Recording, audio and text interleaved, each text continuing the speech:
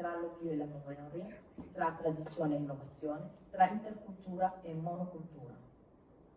Per passare da un piano all'altro abbiamo dei personaggi cerniera che ci conducono da un piano all'altro, come l'orsa bruna, che attraverso un pranzo per gli elefanti organizzato da lei ci conduce dritti sul piano intercultura-monocultura.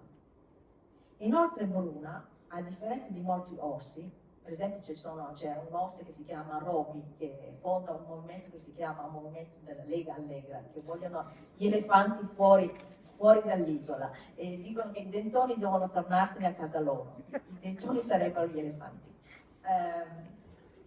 Inoltre Bruna, a differenza di molti orsi, è a favore della presenza degli elefanti sull'isola.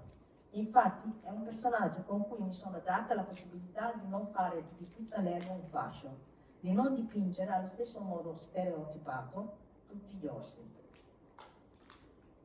Un altro personaggio che per vari motivi non è ostile alla presenza degli elefanti sull'isola è l'imperatrice delle api. Gli elefanti arrivano sull'isola in un momento di crisi della imperatrice. I topi e i ratti le hanno rifiutato di poter sedersi al tavolo dei detentori della caustica e quindi di avere quell'arma letale. Un'arma, la caustica, che uccide tutto